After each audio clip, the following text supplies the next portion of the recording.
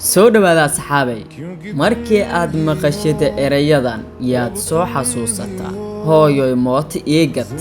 aabbow mooti iigad nin weyn wax bartay kalfiisanka dhiga sharaf iyo karaamo wallaahi yaab waaye shiid maa lala dagaalami karaa erayadaasi qosolka lagu shaandheeyay waa erayo u gaar ah tiktokarka weyn ee Cabdalla oo ku magac dheer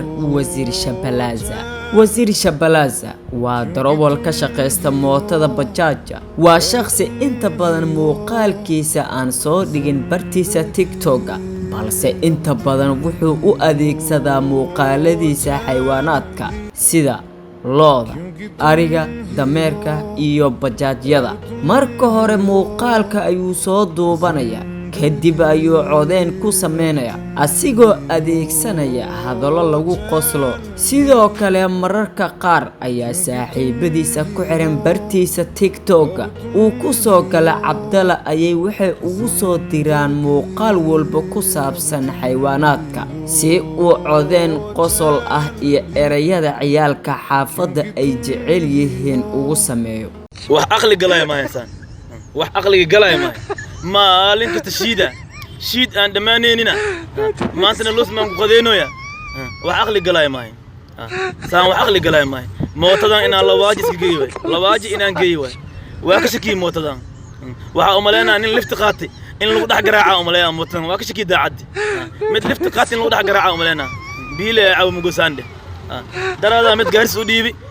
aan u dhiibi waa ka shakii aan mootadan ninoo kala fiis ugu dhax dhigaa umaleena maalin kasta shiida wax aqli galay loosmaan ku qadeenoya maanta hadii waxaan joog bas iga tahay waa baxa lawaajan aada mootadan lawaajan ka saara wax aqli galay ma insan خلاص واشكي أني Cabdalla wuxuu leeyahay laba TikTok midka koowaad wuxuu ku soo galaa Cabdalla 200 waxa ku xiran 176.9 kun oo followers ah like-tiisuna waxay gaaraysaa 4.4 milyan oo like ah follow back wuxuu sameeyay 3293 midka labaad wuxuu ku soo galaa bartiisa TikTok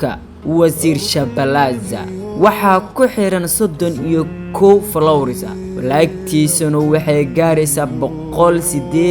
182.4 kun oo like ah follow back wuxuu sameeyay 280 midna ogsoono ciwaankani waa mid cusub mar dhow ayaa la sameeyay kadib markii ciwaankiisii hore lagu yaacay haddana isla midkii lagu yaacay ayaa mar kale dib ugu soo laabtay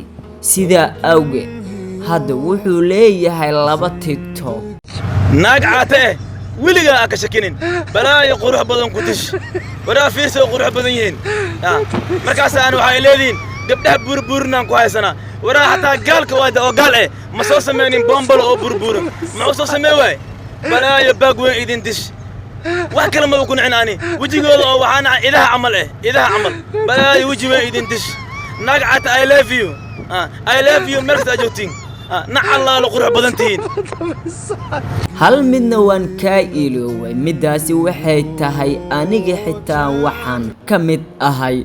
saaxiibada ku xiran Cabdalla nin weyn wax bartay haddii aad ka mid tahay saaxiibada ku xiran barta TikTok Cabdalla iyo sidoo kale wasiir Shabalaza oo aad ka mid tahay tiimkaasi waxaad u sheer gareysaa saaxiibadaada kale waad ku mahadsan tahay muuqaalkan aad daawatay